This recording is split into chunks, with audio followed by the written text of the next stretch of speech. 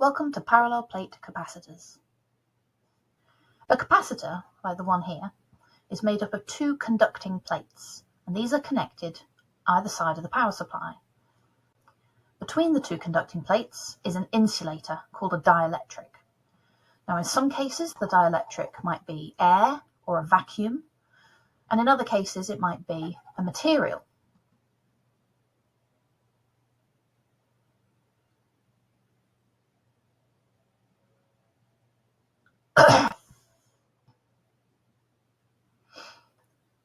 We know that the capacitance of a capacitor is equal to the charge stored on the plates divided by the voltage across the plates. But capacitance is also equal to the area of overlap of the plates, a couple of constants that we're going to talk about in a moment, divided by the distance between the plates. So if we have one plate and another plate, this area of overlap is A, the distance between them is D, and the other two values are properties of the dielectric. Epsilon subscript 0 is a reference value. It's called the permittivity of free space.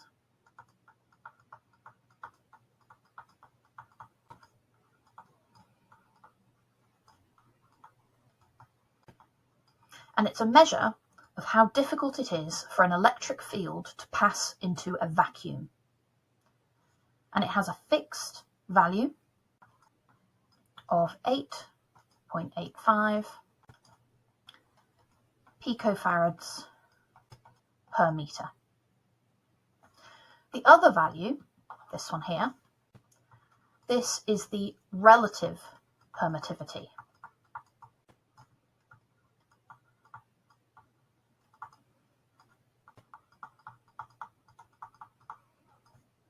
And this value has no units.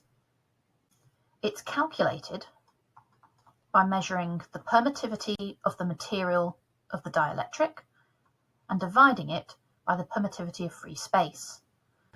So this value here is measured in farads per meter, and this value here is measured in farads per meter. It's a ratio, and the relative permittivity has no units at all.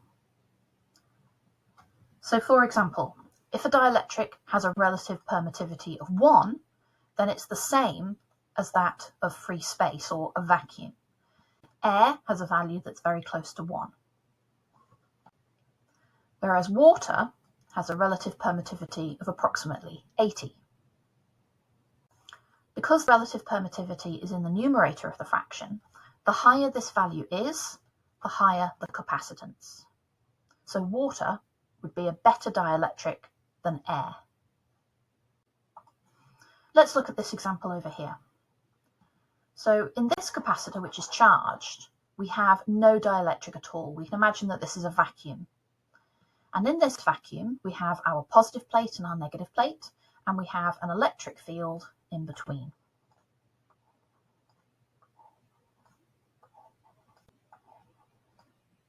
The electric field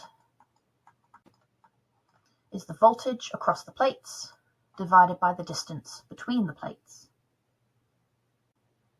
If we put a dielectric between the plates, then this dielectric will behave differently depending upon its chemical structure. Here we can see a dielectric that has polar molecules.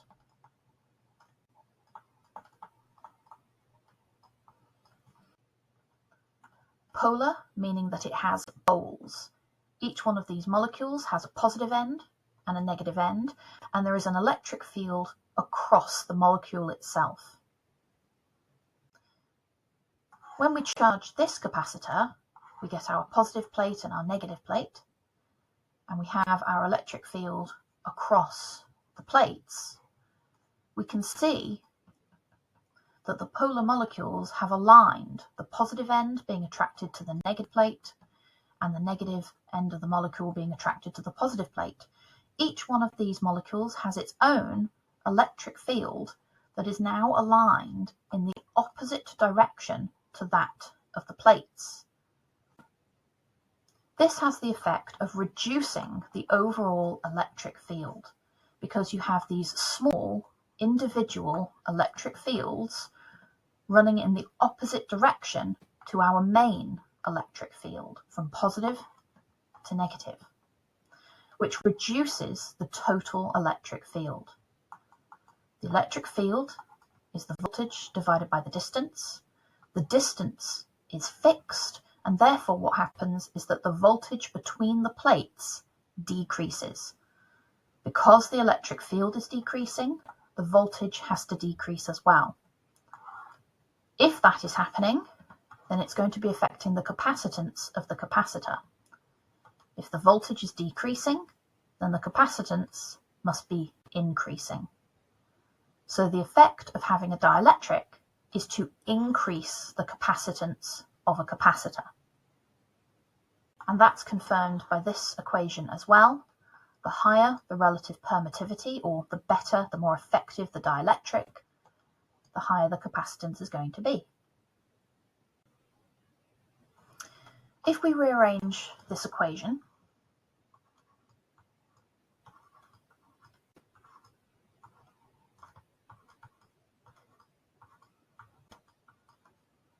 then we could do a practical investigation, investigating how changing the overlap area of the plates affects the capacitance.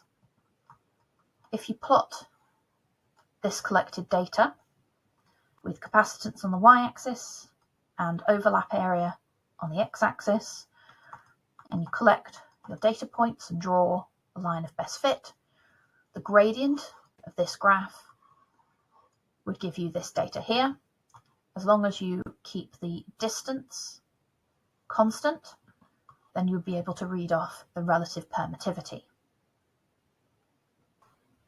Alternatively, you could rearrange the equation like this and plot capacitance against the inverse of the distance, varying the distance between the plates, collecting data about how that impacts the capacitance, giving you a gradient of this, and allowing you to measure the relative permittivity as long as you keep the overlap area constant. So here are two different versions of practical investigations that you can do. You are either changing the overlap area between the plates, or you're changing the distance between them.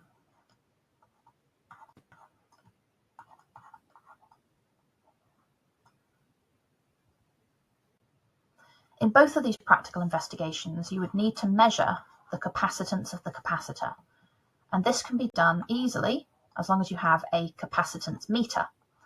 This consists of a measuring device with controls, two leads that connect to the top and the bottom plate, and the way that it works is you take an isolated capacitor and it will send a signal to charge and discharge the capacitor in a controlled way, and therefore it will be able to measure the capacitance. A final thing to note, this term here is the relative permittivity, but in some textbooks you may see it written as the dielectric constant.